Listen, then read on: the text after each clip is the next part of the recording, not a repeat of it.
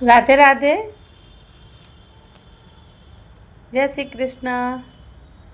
कैसे हैं आप सभी लोग? बहुत अच्छे से होंगे, आशा करती हूँ। ठंड का मौसम आ गया है और ठंड में हमारे कान्हा जी इस तरह से सजे हुए बैठे रहते हैं।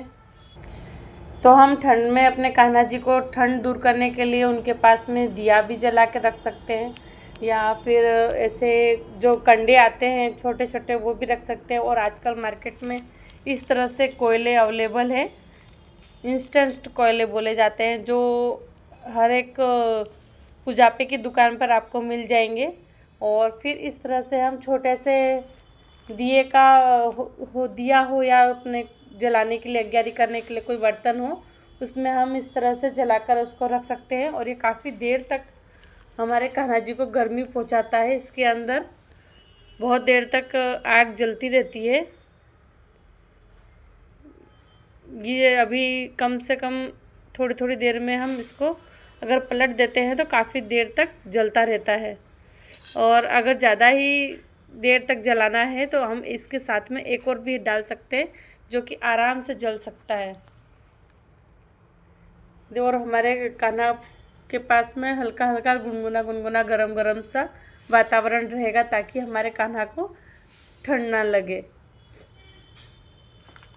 मैंने तो इसी तरह से उपाय सोचा है ठंड में कान्हा जी को बचाने के लिए।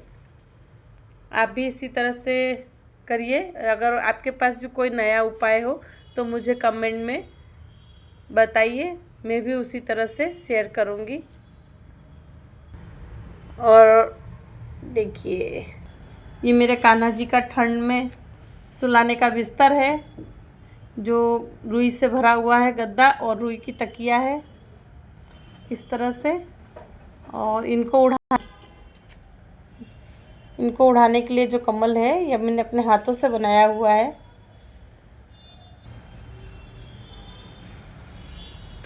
जैसे इस तरह से तुलसी हमने पानी के अंदर रखी हुई है, तो हमारी ये तुलसी आराम से 2-3 दिन तक चल जाती है।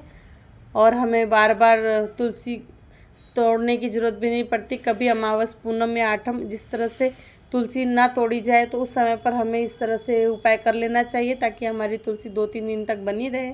और हम जब भी कान्हा को भोग लगाएं तब हमें हरी हरी तुलसी भोग के लिए मिल जाए।